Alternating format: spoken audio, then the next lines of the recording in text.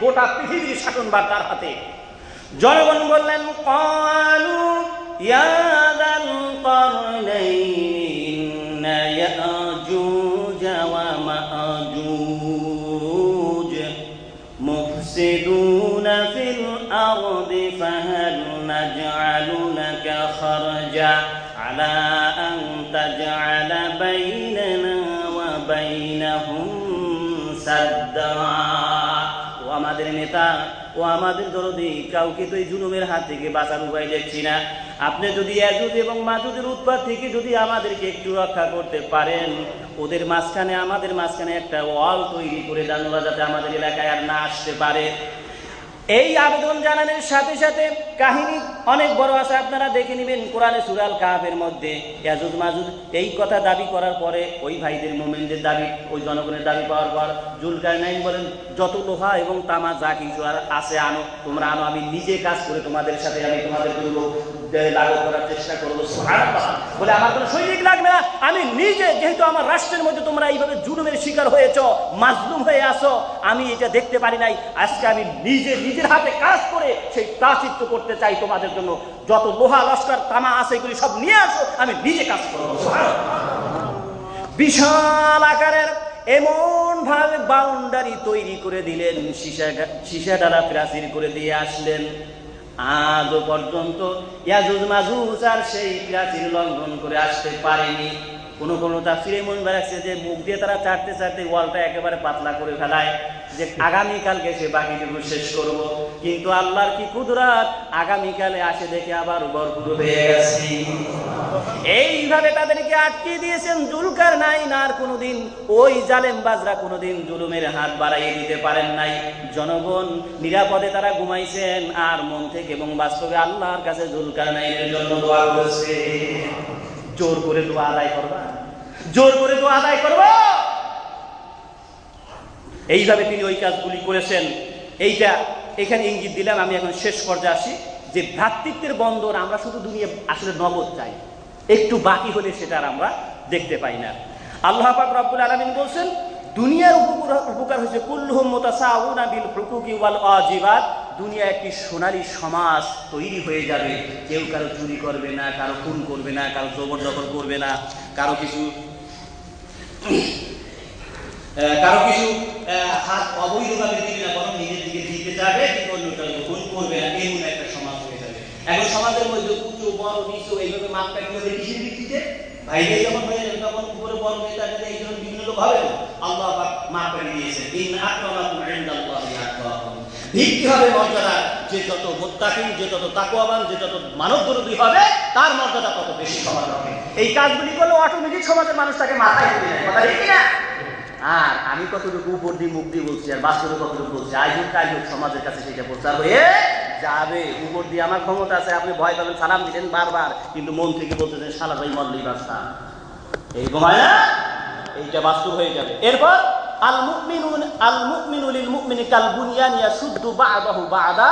আল্লাহ রাসূল বলেন যে মুমিনরা হচ্ছে একটা বিল্ডিং এর মতো, এক অংশ আর এক অংশ দ্বারা যেরকম মজবুত হয়ে আছে, এই বিল্ডিং এর মধ্যে যারা আছে সবাই নিরাপত্তার সাথে আমরা আছি না? বা ঠিক এইরকম হয়ে যাবে সমাজটা, পরস্পর ভাই ভাই হয়ে যাবে। মামলা মোকদ্দমা, মিথ্যা তো দূরের কথা, মামলা মোকদ্দমার কাছে আর কেউ যাবেও না, কারণ অন্যায়ভাবে কারোর একটা দখল করতে গেলে সেটা মামলা আসবে। তাই সকল তো নিজেই দেওয়ার চেষ্টা করতো পরকালে তার পাওয়ার জন্য, তখন আর মামলা মোকদ্দমা আর হবে না। সুন্দর সোনালী সমাজ হয়ে যাবে। সুবহানাল্লাহ। এরপর আল্লাহ পাক বলছেন, এই দুনিয়ার জমিনে আমি আসমান থেকে বরকতের দরজা খুলে দেবো। কোরআনের দলিল। আমি এখন শুধু পয়েন্ট বলে যাচ্ছি, আর সময় নেব না। তো এর জমিন থেকে আমি যত খাজানা আছে আমি এই দরজাগুলি খুলে দেবো, তখন যাকাত নেওয়ার মতো মানুষ তালাশ করে পাওয়া যাবে। সুবহানাল্লাহ। আর আজকে আমরা চুরি চামারি করে একেবারে সর্বনাশ করে দিয়েছি। আর খাদ্য নিরাপত্তার জন্য ওখান দিয়ে পাকা ফসল পানি এসে তলাই গেছে। আবার ওই যে ঝড় টুকানে সিগন্যাল আসে একেবারে 12টা বাজে, ঝড় টুকার হঠাৎ করে দিয়েছে, বাইরে চলে শেষ করে উপর দিকেও মারতেছে, আবার জনগণও মারতেছে। মাশাআল্লাহ, দাবড়াই এখন আমার কি শান্তিতে আছি এটা আমরাই উপভোগ করতেছি। ব্যক্তির জীবনের শান্তি নেই, পরিবারের শান্তি নেই, খালি জীবনটা এই শেষ করে মনে হয় যে সাবার মতন। ওই গরুতে হচ্ছে এই ঘাস সাবারি যেরকম সাবা, ওই জাবরের সাবা বেড়ে আমাকে জীবনটা সেরকম একটা সাবার মতন হয়ে গেছে। শান্তি কোথাও এইটা আমরা খুঁজেই পাই না। নিরাপত্তার সাথে নিঃশ্বাস নিতে পারি না, অন্তর থেকে কোনো শান্তি পাই না, কোনো স্ফূর্তি আমাদের নাই, শুধু আছে হতাশা। কথা ঠিক না? এই দুনিয়া থেকে দূর হয়ে যান যদি আমরা এই খাতে আসি। পরকালে আল্লাহ পাক রব্বুল আলামিন বলছেন যে পরকালে এক নম্বর হচ্ছে যে দুনিয়ার মধ্যে যত ইমানদাররা আছে নামাজের মধ্যে দোয়া করে আসসালামু আলাইনা ওয়া আলা ইবাদিল্লাহিস সালিহিন। এটা কিন্তু ওই ইমানদারদের জন্য দোয়া। আল্লাহ পাক বলছেন যে নামাজের মধ্যে নামাজিরা যখন এই দোয়া করে তখন তোমাদের সবাই আমলনামায় চলে যাবে। সুবহানাল্লাহ। এক। দুই নম্বরে কঠিন কিয়ামতের ময়দানে নবী পর্যন্ত ইয়ারাসি করে দৌড়ে দৌড়ে ছুটাছুটি করতে থাকবে। এমন সময় আরশে আজিমের নিচে, আল্লাহর আরশের নিচে 7 শ্রেণীর মানুষ ছায়া পাবে। তার মধ্যে অন্যতম এক নম্বর হচ্ছে এমন কতিপয় লোক ছায়া পাবে ওয়ারাজুলান তাহাব্বা ফিল্লাহি ইজতামা আলাইহি ওয়া তাফাররাকা আলাইহি। দুনিয়ার জমিনে আল্লাহর জন্য ভ্রাতৃত্বের বন্ধন তৈরি করে নিজেকে উজাড় করে দিয়েছে। পরস্পর ভ্রাতৃত্বের বন্ধন তৈরি হয়েছে আল্লাহ এবং আল্লাহ রাসূলের নীতির ভিত্তিতে। এদেরকে বলবে তোমাদের কষ্টের দরকার নাই, দুনিয়াতে ভাই ভাই হিসেবে সমাজে কষ্ট করেছো, আমার আরশের নিচে দাও, কোনো কষ্ট হবে না। এরপর আল্লাহ রাসূল সাল্লাল্লাহু আলাইহি ওয়াসাল্লাম বলেন যে লা তাদখুলুল জান্নাতা হাত্তা তুমিনু, তোমরা ততক্ষণ পর্যন্ত জান্নাতে যেতে পারবে না যেই পর্যন্ত মুমিন না হবে। ওয়ালা তুমিনু হাত্তা তাহাব্বু, আর ততক্ষণ পর্যন্ত মুমিন হতে পারবে না যেই পর্যন্ত ভ্রাতৃত্বের বন্ধন না হবে। সুবহানাল্লাহ। তাহলে দেখেন একটার সাথে একটা কিভাবে জড়িত। আল্লাহ পাক বলবেন আইনাল মুতাহাব্বুন, আজকে কোথায় আমার সেই দুনিয়ার জমিনে যারা ভ্রাতৃত্বের বন্ধন তৈরি করে আমার দিন নিয়ে দিনকে বিজয় করার জন্য এগিয়ে গেছে, আসো তারা। আল্লাহ রাসূল বলছেন আরশের ডান পাশে আল্লাহ পাক নূরের তৈরি মেম্বার তৈরি করে রাখবেন সিংহাসন, তাদেরকে ডেকে ডেকে এই সিংহাসনে বসাইয়া কোটি কোটি জনতার সামনে তাদেরকে আল্লাহ সম্মান দিবেন। সুবহানাল্লাহ। এই শিক্ষাগুলি যদি স্কুল কলেজ মাদ্রাসার সমান্তরালভাবে যদি এই শিক্ষাগুলি থাকতো আর বাস্তবে যদি ময়দানে প্র্যাকটিক্যাল যদি করানো হতো, তাহলে আমরা অটোমেটিক আমরা উন্নত জাতি হয়েছে পারতাম কিনা। একেবারে শেষ পর্যায়ে এই আয়াতের ব্যাখ্যা করবো না, সময় হয়ে যাবে।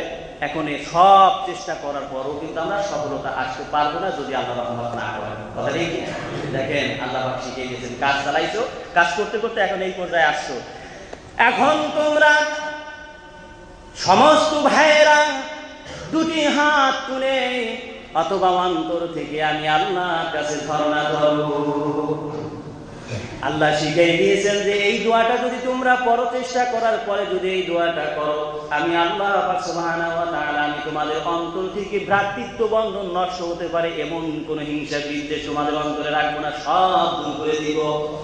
রাব্বানা ইগফির লানা ওয়া লিইখওয়ানিনাল্লাযীনা সাবাকুনা বিল ঈমান। আল্লাহ জানিয়ে দিয়েছেন তোমরা দোয়া করো, আমাদের রব আমাদেরকে ক্ষমা করে দাও, আমাদের পূর্ববর্তী ভাইদেরকেও ক্ষমা করে দাও। আল্লাযীনা সাবাকুনা বিল ঈমান, যারা ঈমানের পথে এইভাবে কাজ করে যারা দুনিয়া থেকে বিদায় হয়ে গেছেন।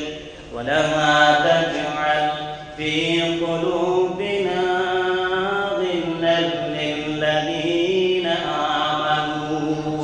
আয় আল্লাহ, ঈমানদার ভাইদের মধ্যে মনের মধ্যে যে হিংসা বিদ্বেষ যে গিল আছে এগুলি তুমি দূর করে আমাদের ভাই ভাই বানাইয়া দাও। রাব্বানা ইন্নাকা রাউফুর রাহিম, হায় আমাদের রব তুমি তো আমাদের জন্য বড় দয়া পরবশ মেহেরবান। আল্লাহ বলেন এইভাবে যদি আমার বান্দা বান্দিরা আমার কাছে চায়, আমি আল্লাহ না দিয়ে আমি বসে থাকতে পারবো না। এইভাবে জাতির মানুষেরা মসজিদে মসজিদে ঘরে ঘরে সব মুমিনরা যদি রাস্তাঘাটে নামাজের মাধ্যমে যদি দোয়া করতাম, এমন একটা সমাজ সৃষ্টি করতে আমরা পারি যেই সমাজের চিত্র দেখে গোটা পৃথিবীর মানুষগুলি আমাদের প্রশংসা করতে বাধ্য হবে। সেই বুঝি আমাদের মধ্যে আছে, সেই দিকে আসতে হবে। এই জন্য শেষ করে দিচ্ছি, এইভাবে ভ্রাতৃত্বের বন্ধন তৈরি করতে হলে এই কোরআন সুন্নাহর শিক্ষা নিতেই হবে। আর এই প্রবাস জীবনে বাংলাদেশ কোরআন প্রশিক্ষণ কেন্দ্র আজকে যে কথাগুলি আপনাদের কাছে আল্লাহ পাক আমাকে বলাইতেছেন, এটা বাংলাদেশ কোরআন প্রশিক্ষণ কেন্দ্র আমাকে ট্রেনিং দিয়েছে, এটা আমার কিছু না। তাদের কাছ থেকে প্র্যাকটিক্যাল ট্রেনিং পাচ্ছি, যেটুকু পাচ্ছি সেটুকু আপনাদের কাছে পৌঁছে দেওয়ার চেষ্টা করছি। এই জন্য দলমত নির্বিশেষে আপনাদের প্রতি উদাত্ত আহ্বান জানাই, কোরআন এবং হাদিস প্র্যাকটিক্যাল বোঝার জন্য, বুঝে সমাজে কিভাবে বাস্তবায়ন করতে হয় সেইটাকে ট্রেনিং নেওয়ার জন্য বাংলাদেশ কোরআন প্রশিক্ষণ কেন্দ্রের যে বিভিন্ন জায়গার শাখাগুলি আছে সেই পাশাপাশি শাখাগুলিতে আপনারা সম্পৃক্ত হওয়ার চেষ্টা করেন। এর দ্বারা আমাদের জাতীয় উন্নতি হবে, আমরা উন্নতির পথে আসতে পারবো। আমাদের সুনাম আবার ফিরে আসবে। যাহার অঞ্চলে আমি থাকি, উদাহরণ না দিয়ে পারছি না, গভীর রাত্রে রাত 12টার পরে প্রোগ্রাম শুরু করি, ভাইরা ড্রাইভার পরিশ্রম করে সে ঘর থেকে এসে প্রোগ্রাম করে, সবাই রাত 2টা বেজে যায়। 2টার সময় যখন বেরিয়ে যায় কুইতিরা তখন দেখে বলে, মাশাআল্লাহ আলহামদুলিল্লাহ, তোরা বাংলাদেশিরা এত ভালো, যা ওদের দেওয়ানি এগুলি ছেড়ে দিতে, এক মন্ত্রীতে তার দেওয়ানি ছেড়ে দিচ্ছে, তোরা প্রোগ্রাম কর, মানুষদেরকে ডাক, ইমানের পথে আন, যত নামাজি হবি তত আমরা তোদের জন্য হাত খুলে তোদের সাহায্য করবো। তারা নিজেরা পকেট কয়েক টাকা দিয়ে পর্যন্ত তারা বিরিয়ানি খাওয়ার ব্যবস্থা করে এই বৈঠকগুলিতে। সুবহানাল্লাহ। একেবারে শেষ।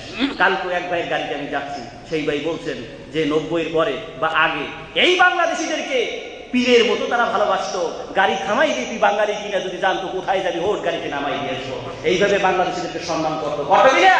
সেই সম্মানগুলি আজকে এমন এক পর্যায়ে গেছে, রাস্তার একটা বিড়ালকে যে সম্মান দেয় আমরা সেই বিড়ালের সেই নিচে নিয়ে গেছি। এইটা আমাদের বদ্ধ ছিল, আমাদের কর্মের আবার যদি সেই জায়গা ফিরে আসতে হয়, এইভাবে এই চিত্র সমাজকে কুইতি থেকে দেখাতে হবে যে আমরা মুসলমান, আমাদের ইমান এখন আবার মজবুত এসে গেছে। রাস্তায় কোটি টাকা পড়ে থাকলো, আমরা মারা থাক দূরের কথা, তোদের কাছে পৌঁছে দিয়ে আসবো, আমরা তোদের কাছ থেকে কখনো আত্মসাৎ করবো না। আমরা ডিউটি সঠিকভাবে করবো, বেতন দেশ আর না দেশ আমার তোর দিকে যা আছে আল্লাহর পক্ষ থেকে রেখে আসার ব্যবস্থা হবে। তুই আমাকে একটাই রাখতে পারবি না, আমার সব ডিউটি আমি করবো আল্লাহ। এই অভিযান দিয়ে যদি আবার শুরু করে দিতে পারি আর হাদিসের কাছে যদি আসতে পারি, সেদিন বেশি দূরে নয়, ইনশাআল্লাহ আবার আমাদের প্রতি আল্লাহ করবেন কি